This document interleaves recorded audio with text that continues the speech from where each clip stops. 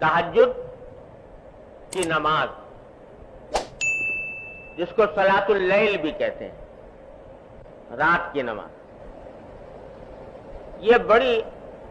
عظیم نعمت ہے۔ کہنے کو تو یہ فرض یا واجب نہیں ہے، اللہ تعالیٰ نے اپنے بندوں پر رحمت اور شفقت کرتے ہوئے اس کو فرض قرار نہیں دیا کہ ہر آدمی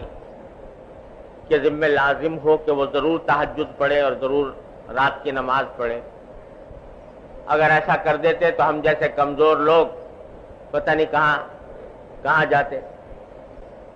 اللہ تعالیٰ نے فرض لازم تو نہیں کیا، لیکن سنت بنایا اس کو، اور سنت بھی ایسی ہے کہ اس کے ذریعے جو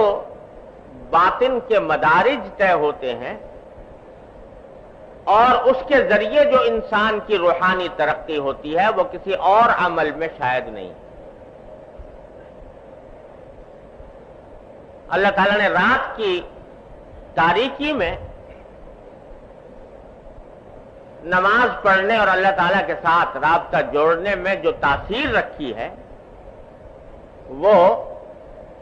عجیب و غریب ہے، اور کوئی دوسرا عمل اس کی ہمسری نہیں کرتا۔ ان ناشئۃ اللیل ہی اشد وطئا واقوم قیلا۔ رات کا وقت ہوتا ہے، دن کے وقت میں انسان اپنے دنیا کے کام دھندوں میں لگا ہوا ہے، دل کہیں ہے، دماغ کہیں ہے، خیالات منتشر ہیں، اور کبھی کوئی بیچ میں حائل ہو گیا، کبھی کوئی بیچ میں حائل ہو گیا، یہ سلسلہ چلتا رہتا ہے۔ لیکن رات میں، رات کی تاریکی میں جب اللہ جل جلالہ سے رابطہ جوڑا جاتا ہے تو اللہ تبارک و تعالی اس وقت خصوصی فضل و انعام فرماتے ہیں۔ ایک حدیث میں ہے کہ رسول کریم سرور دو عالم صلی اللہ علیہ وسلم نے ارشاد فرمایا کہ جب رات کا 1/3 حصہ گزر جاتا ہے تو اللہ جل جلالہ آسمان دنیا پر نزول فرماتے ہیں، اور ان کی طرف سے یہ اعلان عام ہوتا ہے کہ ہے کوئی مغفرت طلب کرنے والا جس کی میں مغفرت کروں، ہے کوئی رزق مانگنے والا جس کو میں رزق دوں، ہے کوئی جو مبتلا آزار ہو، مصیبت میں مبتلا ہو، جس کو میں عافیت عطا کروں۔ اللہ جل جلالہ کی طرف سے یہ اعلان ہو رہا ہوتا ہے پہلے 1/3 رات گزرنے کے بعد، مسلسل یہ اعلان اللہ تعالیٰ کی طرف سے جاری رہتا ہے صبح تک۔ تو گویا اللہ جل جلالہ کی خصوصی رحمت متوجہ ہوتی ہے ان اوقات میں اپنے بندوں کی طرف، اور جو بندے اس وقت میں اللہ جل جلالہ سے اپنا رابطہ جوڑتے ہیں اور تعلق قائم کرتے ہیں وہ اللہ تعالیٰ کی ان رحمتوں کے سزاوار ہوتے ہیں۔ بڑا قیمتی وقت ہے جو اللہ تبارک و تعالیٰ نے یہ رکھا ہے، اور اس رات کی نماز میں بڑی ہی عظیم فضیلت رکھی ہے۔ اور آپ صحابہ کرام کو کیونکہ نماز فرض نہیں تھی، تہجد کی نماز فرض تو تھی نہیں کہ آپ اس کی فرائض کی طرح تاکید فرماتے، لیکن ترغیب دیتے تھے رات کی نماز۔ چنانچہ ایک حدیث میں آتا ہے کہ حضرت عبداللہ بن عمر رضی اللہ تعالیٰ عنہ جو حضرت فاروق اعظم کے صاحبزادے ہیں، یہ اپنا واقعہ بیان کرتے ہیں کہ میں دیکھتا تھا کہ بہت سے لوگ رسول کریم صلی اللہ علیہ وسلم کی خدمت میں آ کر اپنے خواب بیان کیا کرتے تھے۔ فجر کے بعد جب حضور تشریف فرما ہوتے مسجد میں تو لوگ آ کر بیان کرتے ہیں کہ یا رسول اللہ میں نے آج رات میں یہ خواب دیکھا، آج رات میں یہ خواب دیکھا۔ اور بعض اوقات رسول کریم صلی اللہ علیہ وسلم ان خوابوں کی تعبیر بھی بیان فرماتے تھے کہ اس خواب کی یہ تعبیر ہے، اس خواب کی یہ تعبیر ہے۔ تو حضرت عبداللہ بن عمر رضی اللہ عنہ فرماتے ہیں کہ میرے دل میں بھی آرزو پیدا ہوئی کہ میں بھی کوئی خواب دیکھوں اور حضور اقدس صلی اللہ علیہ وسلم سے اس کی تعبیر معلوم کروں، لیکن میری نیند ایسی تھی کہ مجھ کو خواب نہیں آتے تھے نیند میں، لیکن تمنا یہ ہوتی تھی کہ جیسے اور لوگ خواب بیان کر رہے ہیں تو میں بھی بیان کروں اور میری بھی تعبیر حضور علیہ السلام عطا فرمائے۔ تو فرماتے ہیں اسی تمنا میں ایک رات میں سویا تو میں نے خواب دیکھا، اور اس خواب کی تفصیل انہوں نے روایت میں بیان کی کہ یہ دیکھا۔ خلاصہ اس خواب کا یہ ہے کہ دو فرشتے جیسے آئے اور مجھے لے گئے، اور ایک رسی تھی وہ آسمان کی طرف جا رہی تھی، اور انہوں نے مجھ سے کہا فرشتوں نے کہ تم اس رسی کو پکڑ کے اوپر چڑھ جاؤ۔ یہ خواب میں نے دیکھا تو مجھے بڑی خوشی ہوئی کہ آج مجھے موقع ہوا ہے کہ میں رسول کریم صلی اللہ علیہ وسلم سے خواب بیان کروں اور اس کی تعبیر لوں، لیکن براہ راست نبی کریم صلی اللہ علیہ وسلم کی خدمت میں حاضر ہو کر خواب بیان کرتے ہوئے مجھے کچھ جھجک سی ہوئی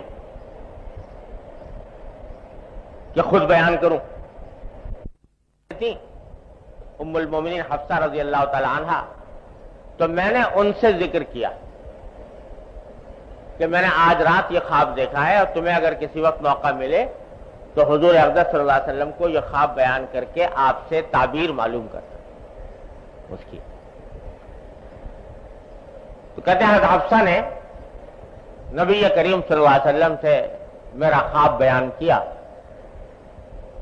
بعد میں نے ان سے پوچھا کہ کیا جواب دیا رسول کریم صلی اللہ علیہ وسلم؟ تو حضرت حفصہ نے کہا کہ میں نے رسول کریم صلی اللہ علیہ وسلم سے آپ کا خواب بیان کیا تھا، تو اس خواب کو سن کر رسول کریم صلی اللہ علیہ وسلم نے فرمایا کہ نعم الرجل عبداللہ ابن عمر۔ دو جملے فرمائے، ایک جملہ یہ کہ عبداللہ ابن عمر بڑا اچھا آدمی ہے،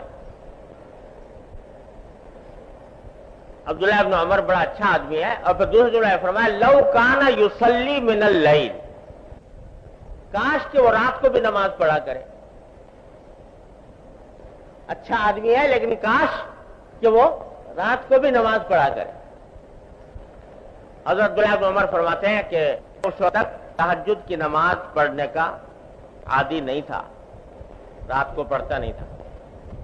لیکن جس دن سے میں نے نبی کریم سرور دو عالم صلی اللہ علیہ وسلم کا یہ ارشاد سنا کہ عبداللہ ابن عمر اچھا آدمی ہے، کاش کہ وہ رات کو نماز پڑھا کرے، تو اس دن سے الحمدللہ کبھی تہجد کہ فرض اور واجب نہیں، اس واسطے اس طرح کا حکم تو نہیں دیتے جیسے 5 نمازوں کا، لیکن ترتیب دیتے تھے۔ چنانچہ اس کا نتیجہ یہ تھا کہ صحابہ کرام رضی اللہ تعالیٰ عنہ کی اکثریت رات کی نماز کی عادی تھی، اور قرآن کریم نے رات کی نماز پڑھنے والوں کی بڑی تعریف فرمائی ہے۔ کانوا قلیلا من اللیل ما یہجعون وبالاسحار هم یستغفرون۔ سورہ مزمل پوری اسی رات کی نماز کے لیے نازل ہوئی ہے۔ تو یہ ہے بڑی عظیم نعمت، اور جو شخص اللہ تبارک و تعالیٰ کے راستے پر چلنا چاہتا ہو، اپنی اصلاح چاہتا ہو، اس کے لیے یہ یوں سمجھو کہ تقریباً ضروری جیسے اعمال میں سے ہے کہ رات کی نماز کا کچھ حصہ وہ پائے، کم از کم اس کا عادی بنے۔ البتہ حضرت والا نے جو یہاں پر بات ارشاد فرمائی ہے وہ ہم جیسے کمزور لوگوں کے لیے اس نعمت سے فائدہ اٹھانے کا آسان طریقہ حضرت نے بتایا۔ نماز تہجد کی اصل وقت تو ہے آخر شب، آخری رات کا جو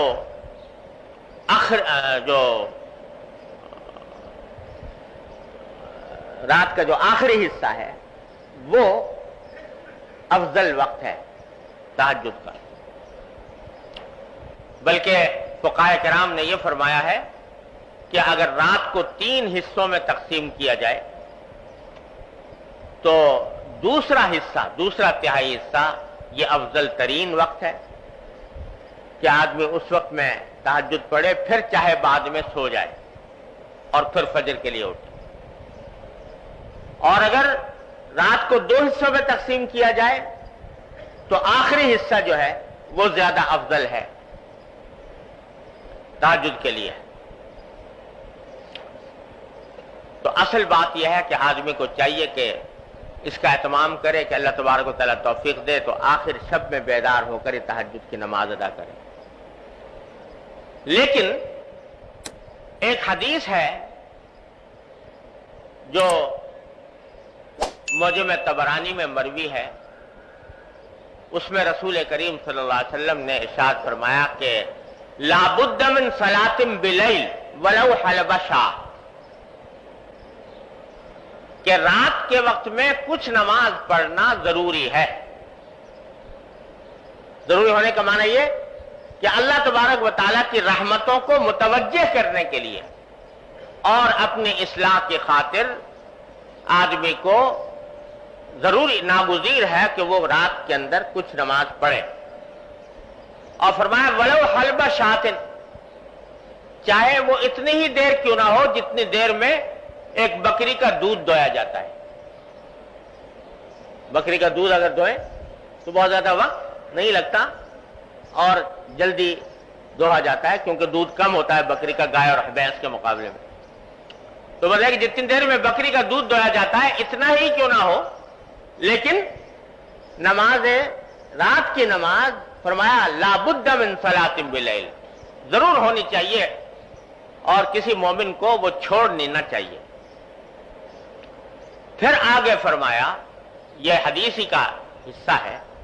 کہ وَمَا كَانَ بَعْدَ صَلَاةِ الْعَشَاءِ فَهُوَ مِنَ اللَّيْلِ، کہ نماز عشاء کے بعد جو بھی نماز پڑھی جائے وہ صلاۃ اللیل میں داخل ہے، تہجد کے مفہوم میں داخل ہے، جو عشاء کے بعد جو بھی نماز پڑھی جائے۔ اس حدیث میں رسول کریم سرور دو عالم صلی اللہ علیہ وسلم نے ہم جیسے کمزوروں کے لیے یہ آسانی کا راستہ تجویز فرما دیا کہ اگر سونے کے بعد اٹھنا مشکل ہو رہا ہے تو اول شب میں نماز عشاء پڑھنے کے بعد بھی اگر کچھ نماز تہجد کی نیت سے صلاۃ اللیل کی نیت سے پڑھ لی جائے تو انشاءاللہ تہجد اور صلاۃ اللیل کی برکات سے محرومی نہیں ہوگی۔ اس لیے بزرگ فرماتے ہیں کہ آدمی کو کوشش تو پوری یہ کرنی چاہیے کہ آخر شب میں اٹھ جائے، لیکن اگر اس کی عادت نہیں پڑی یا کوئی عارض درپیش ہے تو نماز عشاء کے بعد اور وتر سے پہلے اور عشاء کے بعد کچھ رکعتیں پڑھنے کا معمول بنا لے بنیت تہجد بنیت صلاۃ اللیل۔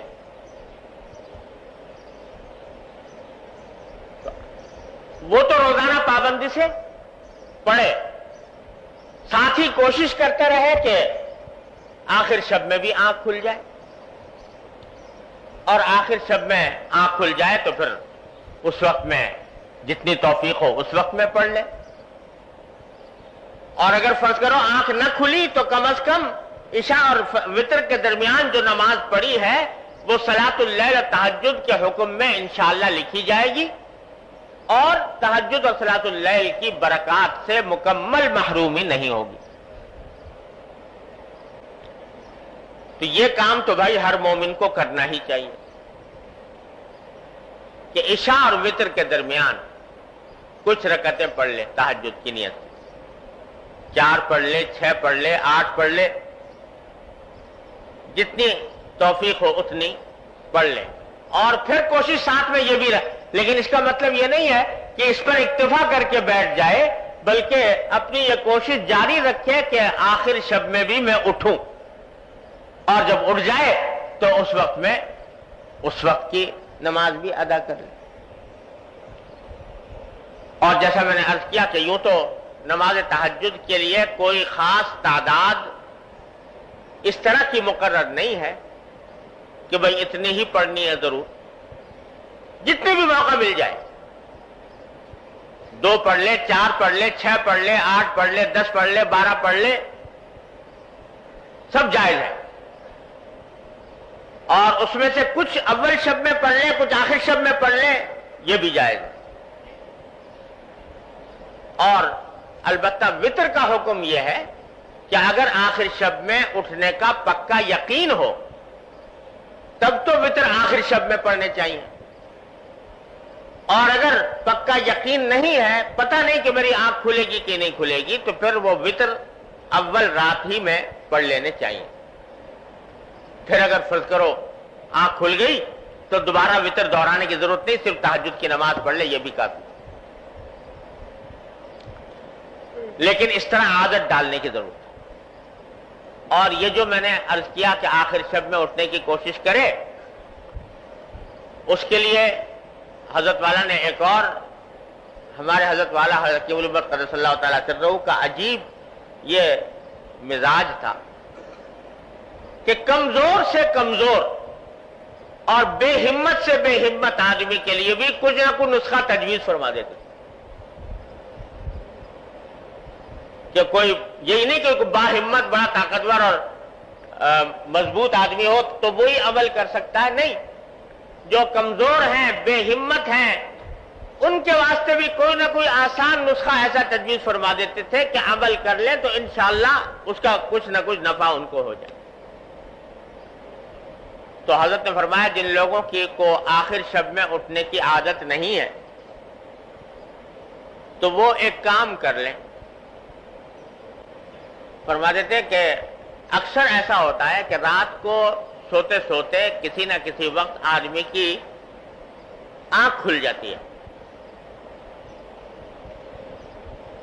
کبھی قضاء حاجت کے لیے پیشاب وغیرہ کی ضرورت پیش آ گئی، کبھی ویسے ہی آنکھ کھل گئی تھوڑی دیر کے لیے۔ فرما دیتے کہ اس جب کہ آنکھ کھل گئی تو اس وقت تھوڑی دیر کے لیے بستر پر بیٹھ جاؤ۔ کیا تو میں نہیں کہتا کہ جاؤ جا کے وضو کرو اور نماز پڑھو، لیکن ابتدا میں جب آنکھ کھلی تو تھوڑی دیر کے لیے بستر پر بیٹھ جاؤ اور بیٹھ کر یہ سوچو کہ یہ وہ وقت ہے جس کے بارے میں حدیث میں آیا ہے کہ اللہ تعالیٰ کی طرف سے پیغام آ رہا ہے، اعلان عام ہو رہا ہے کہ ہے کوئی مغفرت مانگنے والا جس کی میں مغفرت کروں۔ تو یہ تصور کر کے تھوڑی دیر کے لیے دعا کر لو بیٹھ کے، ایک تو اپنی مغفرت کی دعا کر لو اور دوسرے اس بات کی دعا کر لو کہ یا اللہ مجھے تہجد میں آخر شب میں اٹھنے کی توفیق نہیں ہو رہی، اپنے فضل و کرم سے مجھے یہ توفیق عطا فرما دیجئے۔ فرمایا یہ دعا کرو، پڑھ کے سو جاؤ۔ حضرت فرماتے ہیں اگر اتنا ہی کر لو تو جو آدمی یہ کام کر لے گا پابندی سے تو انشاءاللہ اللہ تعالیٰ کی طرف سے اس کو توفیق ہوگی اور ضرور ہوگی انشاءاللہ، اگر پابندی سے یہ کام کر لے۔ تو ہمارے حضرت والا حضرت قیوم الامت قدس اللہ تعالیٰ سرہ فرماتے تھے کہ حقیقت کا مزاج یہ تھا کہ وہ لوگوں کو لانے کے لیے آسان سے آسان تدبیر بتاتے تھے، جیسے دانہ ڈالا جاتا ہے نا جانور کو، تو اس طریقے سے دانہ ڈالتے تھے۔ اور تجربہ یہ ہے کہ جو شخص یہ کام کر لے گا پابندی سے، جب بھی آنکھ کھلے بیٹھ جائے چند لمحے کے لیے اور دعا مانگ لے اللہ تعالیٰ سے، انشاءاللہ وہ تہجد کی برکات سے محروم نہیں رہے گا۔